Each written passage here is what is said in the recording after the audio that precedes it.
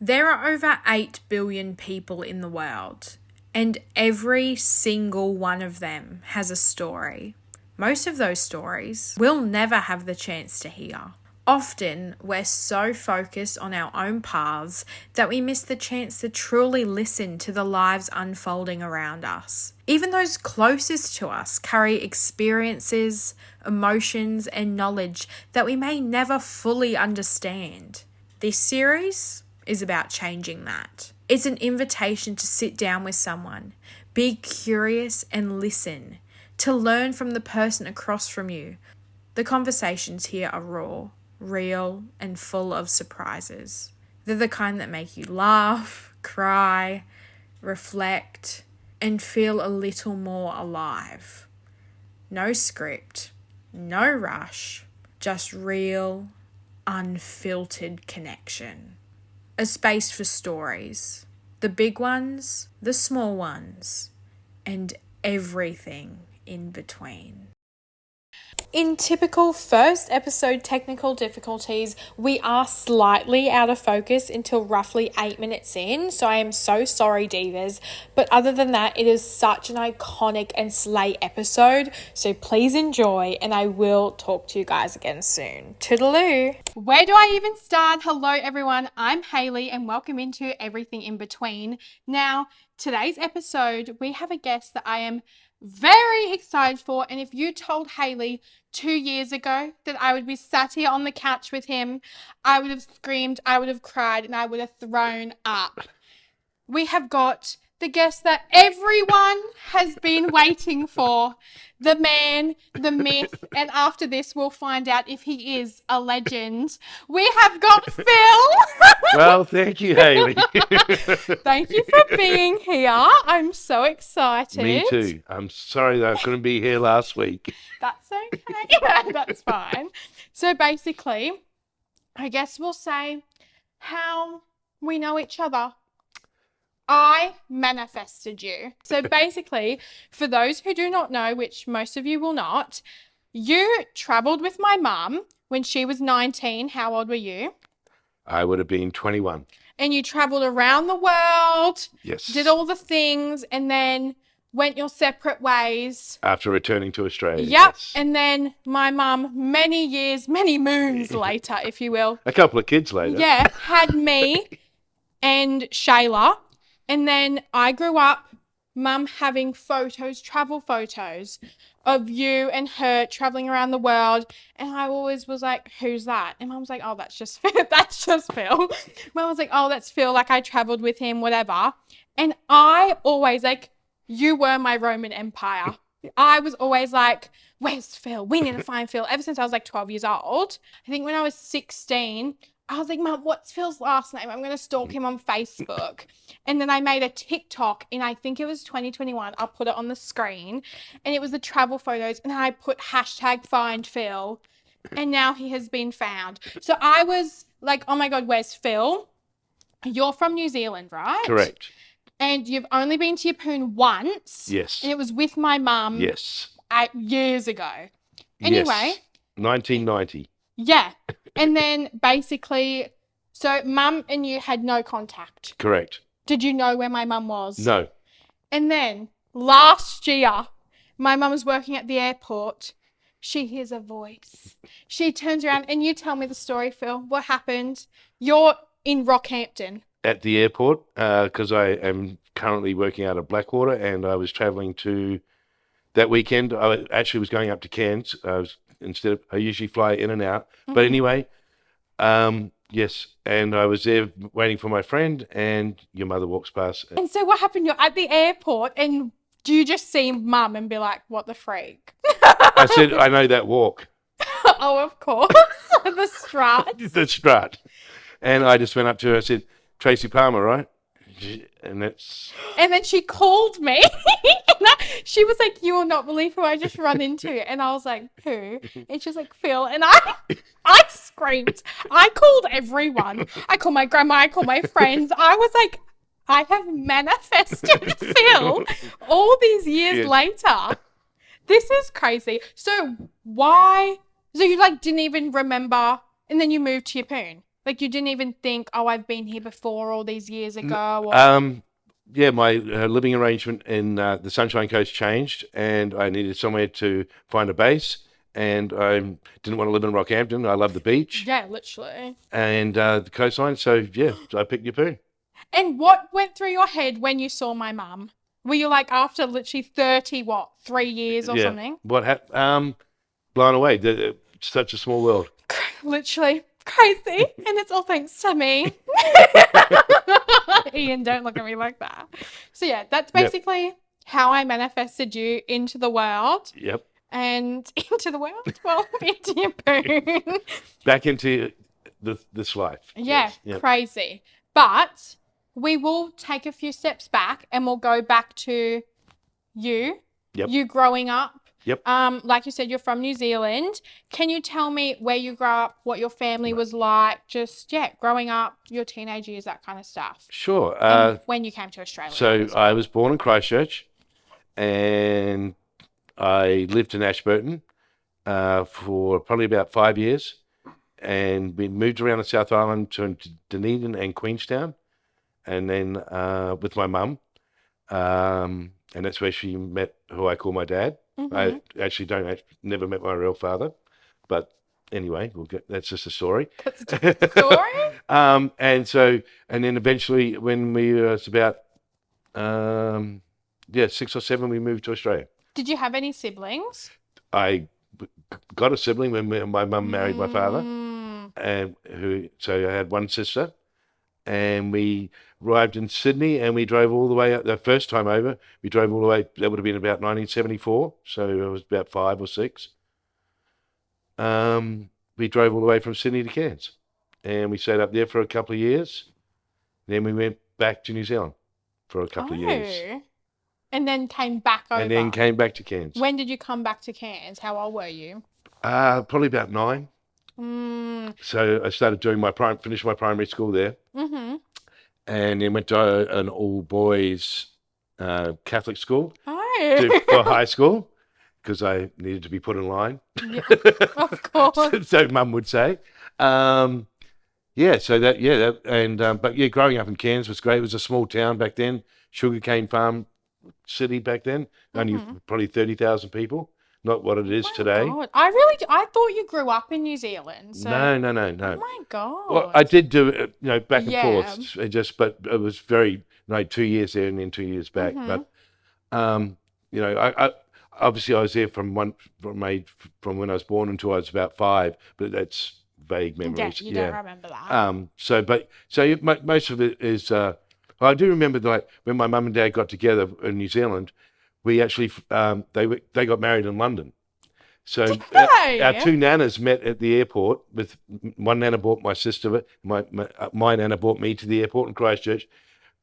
Flew over with one of my nanas to London, and we met mum and dad over there, and we travelled all around Europe when I was about 5. So where's your dad from? Is he from New Zealand or Australia or? Originally, he was born in London, but he moved to New Zealand when his family was young too. Oh, okay, that's cool. Yeah, when we were 4 or 5, we travelled all through Europe in a combi van. Oh, that's sick. That's so cool. We spent about a year in Switzerland. Mum was a waitress in the hotel. Dad was the chef. He was a chef back then. Dad was a chef. Yeah, my dad was a chef back then. Yeah. So that's, I guess, what I was going to get into. Oh, why can't I speak? That's what I was going to say next. Yep. Is when you were younger and growing up, like teenage years and stuff, did you know what you wanted to do? And when did hospitality come into the picture? But like you said, your dad was a chef. So but he gave up cooking quite early. Okay. He went into photography when he was about 30. Oh. Yeah. So no, he wasn't my influence. When did I decide to be a chef? When I used to be in Navy cadets. Okay. When I joined that when I was 13, and I used to do the cooking for during our camps. So I started getting an interest in cooking through Navy cadets, and they actually sent me to a cooking class down in Brisbane for 2 weeks, and I used to do the naval officers' dinners in Cairns. So that's where I sort of got interested in cooking through the Navy, and I probably would have joined the Navy. But I was a New Zealand citizen then, and I hadn't become an Australian, so I had to be an Australian to join the Navy, because quite a few of my friends from Navy cadets decided to join the Navy, and I wanted to do that, and that didn't become the option, and I hated school. It was year 10, so I was interested in cooking. So parents said, you either have to get an apprenticeship, TAFE school, or you go to year 12. So I couldn't get an apprenticeship straight away after year 10. So I went to TAFE school. 6 weeks into TAFE school, as a part of our cooking courses, it was a cooking course, I got an apprenticeship. Oh. And away I went. So how old were you? I would have been just turned 17. Oh my God. And do you remember those early days when you got your apprenticeship? Yeah. Like what was it like? Was it intimidating going No, in? I loved it. It Oh was my 17. I was working in a seafood restaurant on the Cairns Esplanade, one of the beautiful, pretty places to work. No, I was loving it. You loved it. Loved so you it. weren't intimidated. You Not were at all. like, when No. you went in, were you like, yeah, this is what I want to do? It just became natural. Oh my God. And in those early days, was there a person or an experience that you can remember that I guess shaped you more moving forward, whether that was in the industry or in just life? No one person shaped me. The good thing back in those days, well, we had several head chefs that came through the restaurant, and each brought their own different style. Yeah. And that's why I still love cooking today, Mm-hmm. because everyone brings their own thing to the table, and you're always learning. Yeah. And I'm always learning, even at the age I am now. I can go to work and learn something from everyone every day. Yeah, of course. So no shape. Just I guess what I did learn from some people is it's hard work and it's persistence will get you what you want. Yeah. Okay. Yeah. So that's what, and just people who enjoyed doing their jobs. You know, the people I worked for wanted to be chefs, and when they turned up, they turned up Yeah. to do the job. Oh my God, I love that. Yeah. Now, you have worked in many different kitchens. I'm Yep. sure you've probably worked in some dodgy kitchens, maybe in the Yes. early days, and to really high end. Yeah, I've gone Yeah. Mhm. from Bottom to the top. I want on mic right now the truth of kitchen culture. What's happening? Are people really spitting in food? Mm. What do people not see? The wild, the chaos, like what can you tell me? Because is it that I feel like we hear so much like, oh, if you don't like your meal and you send it back, they spit in it. What actually goes down? never happened in the kitchen I worked at. No spitting? No spitting, no throwing of food on the floor, never. So there's nothing. Nothing. So I can't give you any gossip like that. No, I've never seen anyone I've worked with do that, Really? and I wouldn't stand for it. So why, even the early days when you were in apprenticeship, yeah. was any of that stuff No, happening? Or? never. So why do you think that's such like a? I think that's just hearsay. Yeah. But I'm not going to say that it doesn't happen, because I believe it probably does. Yeah. But I've never worked in a kitchen like that. Have you ever worked in like a kitchen, obviously no spitting or like crazy stuff like that, but where I guess it's people are kind of fighting to get to the top and it's a bit like backstabbery or toxic? Oh yeah, there's always someone in the kitchen that's you wouldn't trust. Yeah. Of course, there's always someone trying to climb the ladder or get over you. Yeah, but very fortunate, have never been in that sort of environments. No, I've been very lucky. I'm surprised by that. And plus, you can. I for me personally, I can find. If I don't feel comfortable, I'm not going to work there. Yeah, exactly. You know, it's pretty easy to read a scene. I was expecting some crazy things, to be honest. No. I don't know if I should be happy about that or upset. So maybe some fighting on who's going to pick up which waitress. Oh my God.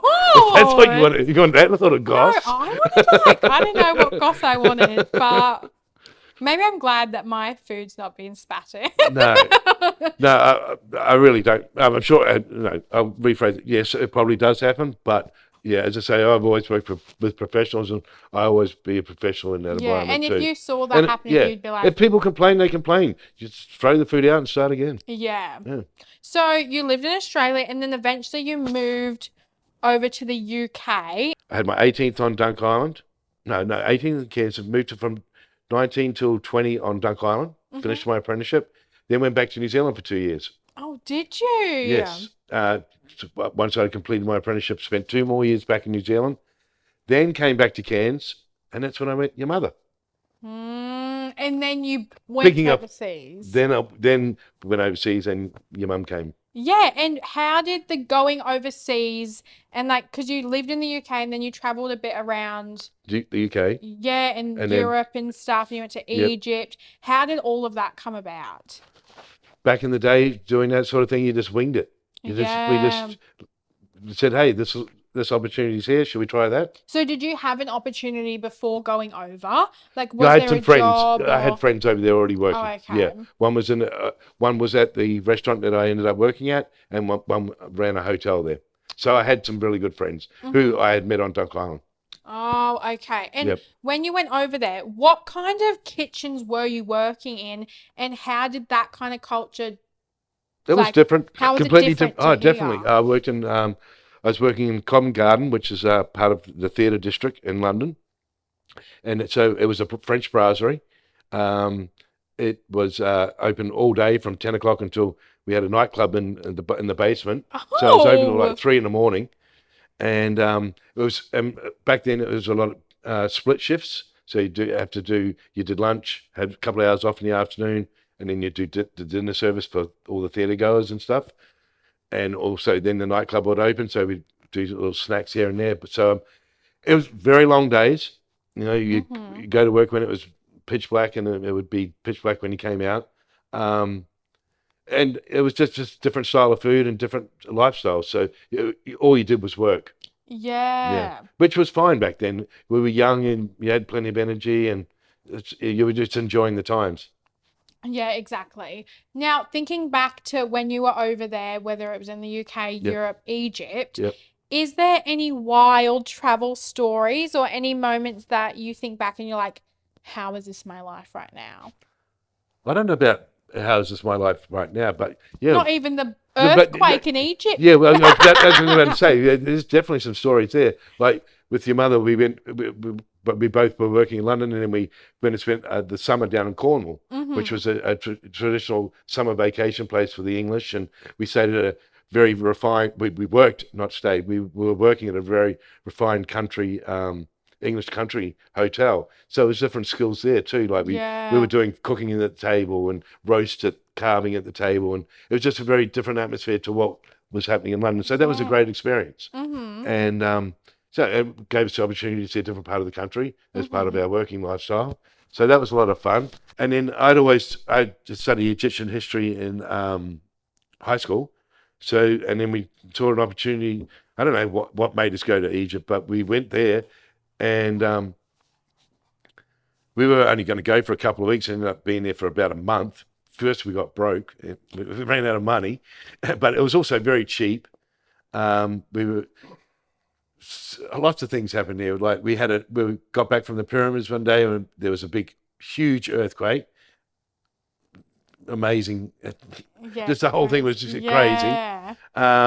And we were staying in a hotel which had one lift which held 4 people, and it was already rattling before the earthquake. And we just, we were up on the 10th floor or something. It's like, we got to get out of this place. And we were traveling, found another couple we were traveling with, and we all just jumped on the train the next day to get out of there because there was lots of aftershocks going on. It just didn't feel safe.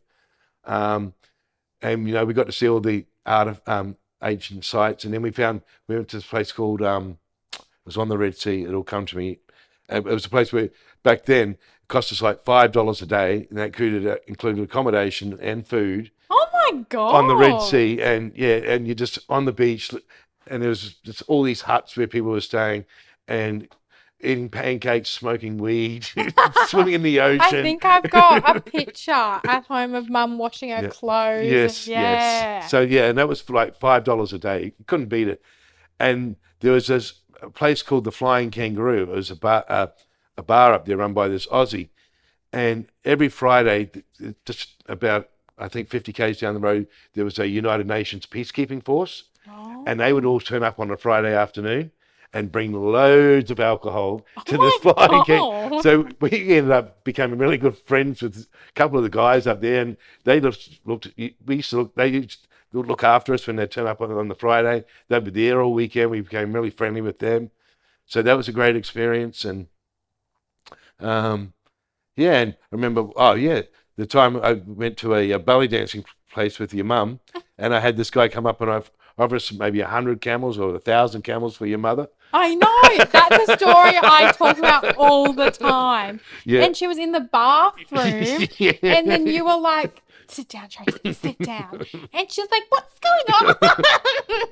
And someone had offered to buy Yeah, so her. it gave me a whole lot of camels.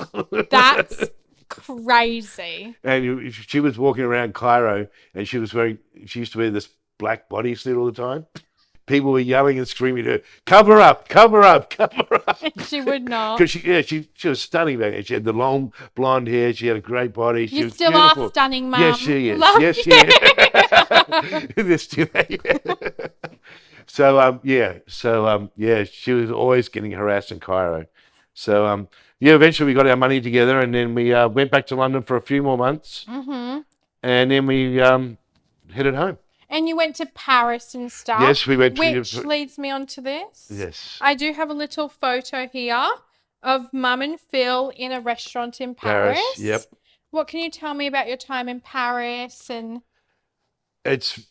I don't really remember. I remember going to Disneyland, and I remember walking to a couple of the museums and stuff, but it was very quick. I can't hardly remember, unfortunately. Mum remembers a hole in the floor as a toilet. Oh, So there you go. See, I don't. now- I must have used the bush. Now, your time in, like that time in your life in the Yep. UK, Egypt, Yep. traveling, what's something you learned about yourself in that era, I guess? That put your mind to it, it can be done. Doesn't matter, given the opportunities, just take them and enjoy it. Yeah, because in that time, were you like high up in the hospitality, or were you still kind of like? Well, I was a sous chef in the restaurant in Covent Garden. So no, I was still learning. I was still very young. Yeah. Even though like I was a sous chef there, that really doesn't mean just means that you know how to run that particular kitchen. Yeah, exactly. I probably should have gone and ventured to a few more places, because back in the day, London had a very good food scene, was emerging back then. I could have gone and done some good training in some of the more prestigious hotels and stuff, but I was just over there traveling, having a good time. Yeah, exactly. You were young. Yeah. You were, I was still, I wasn't committed to anything at that point. So after you went and you did all this traveling, you came back to Australia. Yep. How did you feel about Australia after seeing so much of the world and experiencing different cultures and stuff? Were you like, oh no, I'm excited to be back here and to be doing what I love in Australia? Or were you like, get me the hell back overseas? No, at the time I was excited to be back in Australia. It was just, I guess Tracy and I got back, and we didn't know what we were going to do. Like, we got back here, we were up in Cairns, and we ended up back here in Yeppoon. We spent a little bit of time, and we didn't know what we were going to do. And we went to back then it was called the CES, that was a job centre. Oh. What do you guys call it now? If you go... Centrelink? Yeah, Centrelink. Well, back in the days, yeah. So the Centrelink of today, and we walked in there, and they said, "Oh, we have a job for a waitress and a chef out at Ayers Rock," and they said, "We'll pay for your flights, any of your luggage, or if you have." Did they? Yeah, they pay for everything. Didn't know It's that. it's like, well, yeah, we're not doing anything here. So Oh my God. they flew us out to Ayers Rock. Yeah, and then you went to Ayers Rock, and Yep. then the next thing I know Yes. is you went to America. What can you fill in the gaps for me? I think at the time we were both young, and our relationship had just come to an end. And then Mum went her own way, you went your own way. What Well, happened? I stayed in Ayers Rock. Did you? And what we did. happened? Our relationship came to the end, and Tracy said, "I'm going back to Yeppoon." I stayed out there, and I ended up staying for 2.5 years. Did you? Yes. Oh, and then did you go to America? I was in a relationship with a girl who was from Adelaide, and I went down and saw her, and then we both went to America. Did you? We- Okay, I need. How? Why? When? Well, she ended up going to doing a course in San Francisco. What was she doing? What was her? She was a waitress, Oh, okay. in ISROC. She ended up being like an au pair for a couple in San Francisco. So we flew from, we left Australia. I was going to New York. I lined up a job while I was at ISROC. So were you like, oh, I want to go to America, or was she like, oh, I'm going to America, and you were like, No, maybe well, I'll come? I got the job in America while I was at ISROC. Oh, okay. And I told her that I was going at a certain date, and she already had some friends or a family over there, so we decided to go together. Mm-hmm. And when we got to New York, first off, that flight from Sydney to LA, I lit up a cigarette at the time on the plane. They escorted me off the plane once I arrived in LA.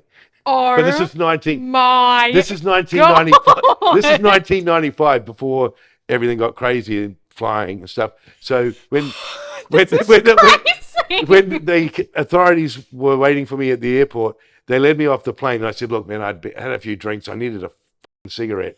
I've been on the plane for 14 hours."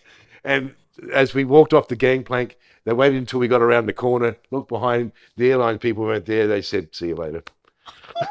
God, this is crazy. This is crazy. I need a sip of, and that's the thesis. So anyway, we were right. It was in LA. I was going to New York. She was going up to San Francisco. We said goodbye to each other. We'd eventually get back and see each other about 6 months, maybe a year later. So anyway, so I flew to New York, and my friend picked me up. Same friend who I had spent time with in London. Oh, okay. Yeah, he was the one who organised the job for me. I stayed with him for 2 weeks, and then I got the phone call from the people who wanted to employ me. They said, meet me at this airport. I met them at the airport, jumped on a private plane with them, and flew to Nantucket. A private plane? Yeah. So you were like high up. Yeah. You were good. So this is my introduction into being a private chef in America. Oh my God. And then that's my next question. Yes. So Drink time. I guess that's all I was going to ask, like how you've got to America. Yep. Fill me in, like. Well, I sort of knew what I was going to be doing. Yeah. My friend said, "I'll get you a job as a private chef, estate manager." So, that's how. Who were you a private chef for? So or my was first, it just like. No, this family my first job in America was 3 sisters and their mother from Iceland. Oh. And I ended up working up, and it was on a beautiful island called Nantucket, which is in the state of Massachusetts. Mm-hmm. And I flew up there with the older sister on a private plane. We fly to Nantucket. There's her car there. It's a Range Rover. She says, "Hey, drive me out to the house." I've never been. So I'm driving her out to this. I've got a picture of it I can show you later on. We go down to this property. It's a $10 million mansion on the water. I have my own cottage, a Range Rover, a Jeep Wrangler, swimming pool, boats, tennis court. She gives me a tour of the house. An hour later, I drive her back to the airport, and she said, "I'll see you in a month. Have the place ready." And So you were just there for a month by yourself? Yeah, getting me used to the island. And how long did you work there for? 5 years. And I still talk to them today, as of today, 30 years later. Do you? Yep. So they were from Iceland. Yep. Why were they there? Like, why are they so important to have a private chef? Well, they were wealthy. Yeah. And that's just pretty much normal over there. Oh my People God. of they don't want to cook. They want to have a chef. That's crazy. Yeah. So basically your friend just had a job lined up for you, and pretty much, yeah. Oh my God, so it's all thanks to him. Yes, pretty much, yeah. It's not what you know, it's who you know. Yeah, exactly. So you worked for them. Yes. And then did you continue doing like private? Yes. After they ended up selling their house up there, and so I moved back to New York. I went to New York and stayed with the same friend who got me that job. And then I just happened to see a job in the New York Times for a gentleman who was looking for same thing in in New Jersey, where he lives in New Jersey is only 40 minutes outside of New York City. He was a Wall Street person. He was into the financial side. He had an office right across the road from the Twin Towers. Oh my God. Which I was there for when that all happened. So Were you? I'm going to give, that's all part of the story if you want that. Yes. So anyway, I ended up working for him. He was advertising in the New York Times, which this day and age doesn't happen. But anyway, so I went for the interview, and he was about to marry his fourth wife. Oh, sounds like you, Ian. He was about to marry his fourth wife, and I ended up, that was my next private gig job, private chef. Oh my God, Phil. Because my next question was Hamptons, ? But tell me the whole Twin Towers. What was that? Well, so his office was right in the Twin Towers. So I ended up working, so I moved to New Jersey. I was living on his property as well. And as I say, I was there, he got married, and we had the Russian tea room catered his wedding at the house. The Russian tea room is a famous restaurant in New York City. Oh my God, okay. They did the catering, working for him was every summer we'd have we had Little Richard come and do the concert at his house. Just when you think you've worked for someone who's rich, I thought the girls were rich. Yeah. This guy was richer. That's crazy. And were you ever like, how do they end up in this situation? Exactly. I've been very, very fortunate. Oh my God. So were you there in New York? So my boss at the time, he was into the horse racing industry as well. He was in Cincinnati the morning of 9/11, and I went out the night before and got hammered. Woke up and it's turned on the news, and next minute you see the thing about the first plane had just hit. And from where we are in New Jersey, I could actually see. We went outside, went over to this hill, and you could actually see it. Oh my And he's God. calling me, and obviously people in the offices, because it's 1 block away from the Twin Towers. So there's so much going on that day. That's crazy. Yeah, we could see him fall from where I was. When you were there, were you like, I guess, what was the first thing that went through your head? I just couldn't believe it was happening. It was just, you thought you were living in a nightmare or something. It just didn't seem real. Yeah, and like obviously that affected the whole world. Yeah, well, but yeah, how did it? For 3 months after that, his office was in there. They moved everyone from the office to his house. Oh my God! Because I was gonna say, how did that? Obviously, it affected so many people, but how did that affect you personally? Like, it just affected me personally because of being the involved job, with him. Yeah. I didn't know anyone who died or anything like that in the Twin Towers, but it affected me with my job. Yeah, with him. That must have been so crazy. Yeah, just talking to the staff members who worked for him in the city and how it was affecting him. Yeah, so I was affected with secondhand. Were people like? Were you like scared after that happened, or No, were you? No.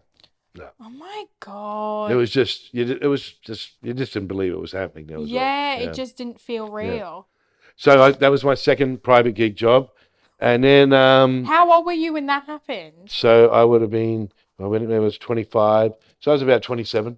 Oh my God! No, 5 years. No, I was 30, 31. Yeah, 32. Oh my God, that's insane. Yeah. So I worked for him for about 2.5 years. And then, how did the Hamptons come about? I want to know. So that would be after leaving the person in New Jersey. I went and worked for a lawyer in New York who had a property outside of New York, and it was a old heritage farm place. Oh my God! So I was a chef there on the weekends, but I lived there as well. So I spent about a year with him, and then I moved into another guy who had his own hedge fund, which is another Wall Street guy, and that's where the Hamptons start. Oh, okay. This is a guy who his place was he lived in Connecticut, Greenwich, Connecticut. He was a mum and dad and 3 young kids. Okay. And they were in very heavily into the art world. Wow. Yeah, spent a lot buying pieces of art and stuff. So their main house was in Greenwich, Connecticut, and they had a house in the summer in the Hamptons. Of course. Right on, it was on. They call it Billionaires Row in Southampton. Oh my God. Every house is probably over $20 million. That's crazy. Minimum. Mm-hmm. And so we would go out there for the summers. So you'd spend from Memorial Day to Labor Day out at the Hamptons, which was good back then. But I would like right now, it's just too crazy. It was really fun being out there. Mm-hmm. Beautiful, everything's high end and beautiful houses and parties and the people and yeah. Yeah, and obviously you've worked for some really rich people and in New York, and you were in the Hamptons. Obviously, I feel like most people, when they think of that, when I think of that, that's so like luxurious and like, like, I don't know, you see it in movies and you just think, oh my God, they're rich in New York, the Hamptons, all this. What's it actually like behind the scenes? Is it as like glamorous and everything as everyone thinks it is, or? It's fortunately, once again, I got really lucky. The people I've worked for were all very nice. Yeah. But I've heard horror stories of chefs and housemaids and people who've worked. There's some really horror stories out there. But I was very fortunate. I got to travel with these people. Most of them had multiple homes within the country. That's crazy. Like another person I worked for, like it would be, she had a place in New York City, a place outside of New York City, the Hamptons, Sun Valley, which is Idaho for skiing, Miami for the winters. Yeah. So and a boat to sail. Mm-hmm. So it can be very glamorous, but just all that money doesn't make them any happier than you are.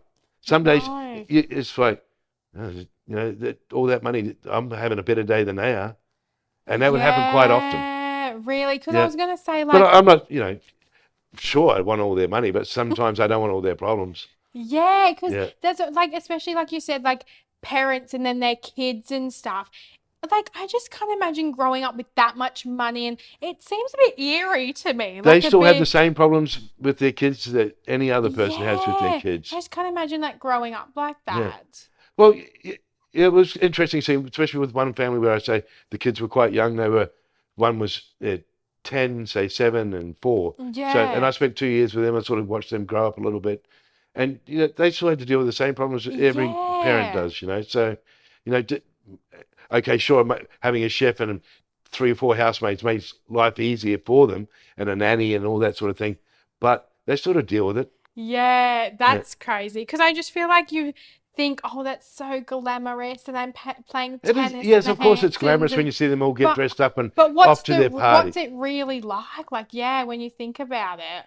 It's still, everyone's got to put their pants on the same way every day they get out of bed, Exactly. Sure, it might be filled with money, but it just makes it a little easier. Yeah, it might be Louis Vuitton pants, but they're still pants. Exactly. So you have lived such a big, wild life. Yep. When you think of your time in the States, obviously you've spoken about working for all these people. You spoke about 9/11. Yep. Is there another story or a main character moment, I guess, that comes to your mind? Well, I got married over there. Yeah. How was that? Yeah, I met my wife, who's now my ex-wife. I met her at that place, the guy in New Jersey. Oh, okay. I met her. That's when I met her, and I was married for 20 years. That knew my wife for 22 years, 23 years. So that's very pivotal to me. And I did a lot of growing up. I did a lot of traveling with her. I experienced a lot of, we had a business together. Did you? Yeah. What business? Down Under Cafe. Oh, cute. I opened a place up in our hometown. Oh, we had that for 5 years, and she gave up her profession for a while and come and help me and do that. Mm-hmm. So, we shared a lot of, we shared a lot together. Yeah. Oh my God, that's so... Did your wedding? Tell me about your wedding. Got married twice. What? Yes. Why? Well, first off, because I was getting harassed by the immigration, so I had to because my green card time Of course. So expired. you're So like, anyway, so we got quickly married to get. you're like, I've got to get married. Yeah, Like the no, clock is it wasn't ticking. like that. We had a plan, but anyway, because of some paperwork issues, we had to get married within a certain time period. So it was a very small wedding, just with immediate family, and obviously we wanted to do it right. So Yeah. 3 months later, we did a big celebration and got married again. Oh my Yeah. God. So she got 2 wedding dresses. She only got 1 ring. Where did you get married? We got married in a church the first time in New Jersey. In New Jersey? Yeah, we got married in a church the first time, and the second time we did it in a reception hall. Oh my God, Phil. Yeah, That's so cute. Yeah, it's a little different, but yeah, and my marriage just came to an end. Just because I still have a relationship with her. We still talk all the time. Just came to an end. Yeah. It did. Those things happen. Yeah. We don't hate each other. It's good. No. Yep. Exactly. Yeah. Yep. Oh my God, cute. And you've told me about some of the incredible people that you've worked for and that you've Yeah. met. Do you want me to name drop a couple? Yeah, I actually do. Thank you. Bruce Willis, Robert De Niro, Michael Douglas, just a couple there. Oh my God. And you've got a friend that works on Broadway. You've told me about this. A friend. No, my auntie and uncle worked for people who ran a production company on Broadway. That's yes. crazy. So you've been around some Yes. important people. Yes. Yep. What's it like having those kinds of people around you? What's that environment like? Is it like, Well, I'm not part of it. You're just on the sidelines. but hanging out with them and like, what's that like? I'm not hanging out. I'm just part. You're working. No, I'm working. Yes, I might be part of the event that is going on, but no, I'm not in that circle. I never put myself there. Never.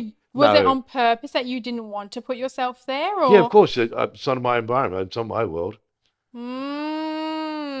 So you don't. Oh my God. No, I never. actually love that, Phil. No, you don't. No, I never thought I was, going to step in and think that, this is my circle. No, This is where I sorry. belong. No.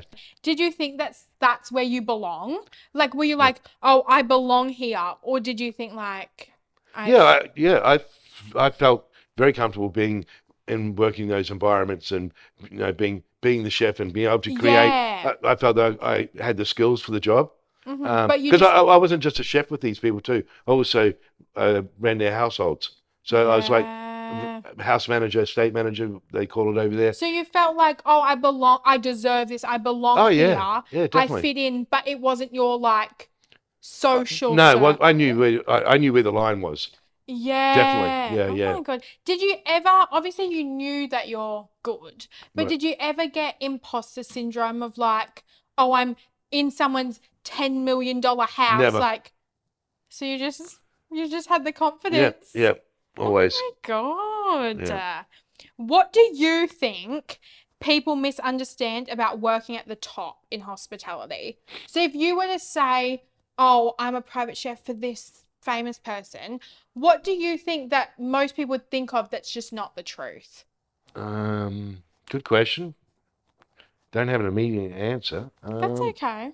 I just feel like when you think of, oh, this person's like a big private chef, like you're in the Hamptons, it's a luxury, you're working, like, is that just how it is? Like, yeah, I'm in the Hamptons, buddy. Yeah, it is. It's work. Just what? It's work. It's you actually have to. You got to perform. So you're not like just, oh, I'm in the Hamptons, like I'm playing tennis, I'm on the beach and all this. You're like working your ass off. Yeah, but I'll tell you, on my days off, I was in the Hamptons. Because guess what? He used to give me. He had a 1956 Mercedes convertible, and that was my get around car. So it is that what you think. Yeah. Oh yeah, I was driving around the Hamptons thinking, "Look at me." Yeah, so sure. it is what people assume. On your off days, yeah. And the same thing when I was in Miami working for this other lady. She had a brand new back then it was 2012, 13. Yeah, I had a convertible 2013 Mercedes. That was my get around shopping car. Oh my So God. of course you're getting around Miami in a convertible. Yeah, you're looking the part. it is. You're tanned. You got your sunnies on. You're looking good. Oh my God. So, people, if you want to be a chef, work hard and you'll be in the Hamptons and in Miami. Have you ever had to sign an NDA? No. Really? No, I actually don't think I did. No. Never. No. That surprises me. I know. Did you ever hear like any of it? Well, you would have, like the Yeah. gossip, the rich people gossip. Nothing that comes to mind that was any. What's the most expensive bill Yeah. you've seen or someone's like paid you, or a restaurant that you've worked for? Well, one time when I worked for this gentleman out in one time when I was out working for this guy out who had I was in Wyoming. He had a 30,000 acre cattle ranch out there, and I had to. I was doing dinners for 40 people over a 3-day period, and I spent $10,000 FedExed in overnight meat. Sorry, what? $10,000 on meat. On meat, FedExed in overnight. Oh, that's crazy, Phil. But yeah, that was something I got online, put the order in, and it was like $10,900, and I pushed the button, and the next day the meat arrived. That's crazy. Yeah. Oh my God. And was it like that often? Like lots Yeah, of... well, another lady, she was dating this guy at the time and bought him a boat, and she flew me up to this place where the boat had just been built, and I sailed it with him back to the Hamptons. Oh my God. Were you ever on many private jets? Yes. We used to fly out to Sun Valley in Miami all the time. What was that like? Are you in economy now back to Australia? Like, oh, no, I don't go economy. I don't even know I have to. I'm always in fucking premium economy these days. I said that to you last time. I was like, it's business class. It's nothing. Yeah, we used to fly in their planes all the time. That's crazy. Yep. So you built your whole life. You got married. You had a great career in the US. Kids. No. What brought you back to Australia? Well, my mum at the time was just about to have some bypass surgery or a valve replacement on her heart, and my marriage at the time was a bit stale, so I came over and helped my mum out for 2 months while she was going through her operation, or an after operation, and then decided that I was going to stay in Australia. Yeah. So was it hard leaving that version of you behind, or were you kind of like, oh? Yeah, it was hard to coming to a decision to end your marriage and stuff, but I felt comfortable in what I was doing. Even like the career that you just had and everything, were you? No, but I wasn't private cooking back then. Were you not? I gave up the private cooking about 3 years after getting married. Oh. Yeah, it's not So the life. what were you it's not the. doing? Well, that's when we opened my own business. Oh, your cafe. Yeah, I did that for 5 years. Then I went back to private cooking for 2 years, and then I worked in hotels, restaurants, and a couple of universities. So you felt fine. You were like, oh. Yeah. Oh my God. The private industry is good only for so long. Yeah. Yep.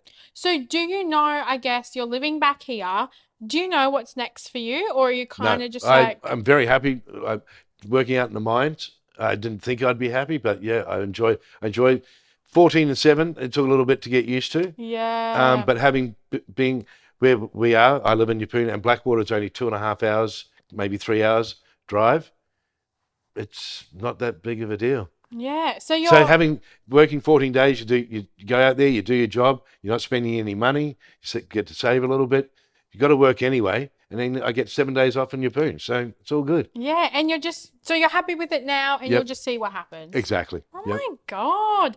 Do you think the version of success that you chased when you were younger is the same as what you value now? Yep. Really? Yep. What is it? Can you tell me what I just go with the flow. It just seems to work out. I know where I'm comfortable. If I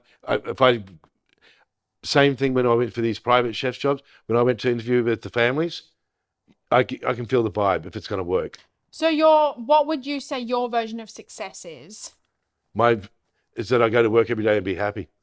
Oh my God. I'm very easy to please. I want the people who are working with me to come to work and have a good time, do our job, and walk out at the end of the day being happy. One thing that was difficult was when I did own my own place. That was, I probably should never have done it. It put me in a lot of debt. Really? Yeah, I opened it up when we had the big recession back in 2008, which lasted for 3 to 5 years, and I happened to open a business just then, and I lived in a town where it was mum and dad and 2.3 kids sort of thing. So people who used to come into my shop 3 or 4 times a week ended up only coming once a week. Oh, so you're kind of a bit like, oh. Yeah, it was very tough. Yeah. Yeah. Was there ever an opportunity that you said no to that you look back on and think, oh, that could have changed my life, or that could have... Nothing that... No, nothing that really stands yeah. out. People always said, why didn't I be a private chef on the big boats and stuff, like super yachts and stuff? It didn't come along, and I'm glad it didn't. I was very happy being land-based. Yeah, Yep. yeah, for sure. What's one piece of advice you'd give your younger self back when you were just starting out in hospitality? Don't always, in hospitality or in life. Oh, you can do what you want to.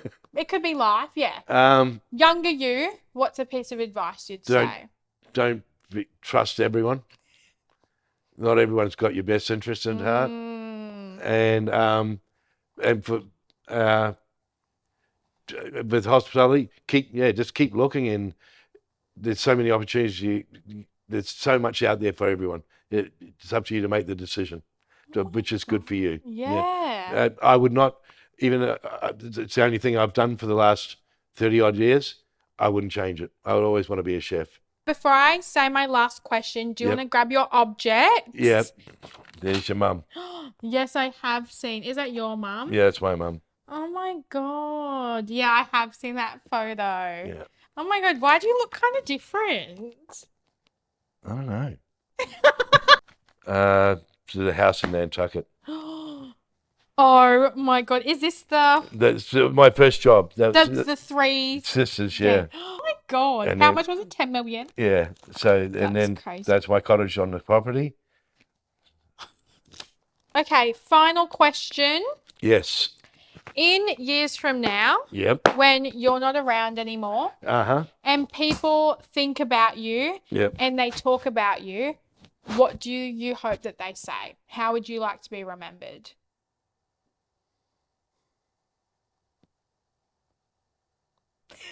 The silence is deafening. That I was always available to people, and that I always gave a good effort.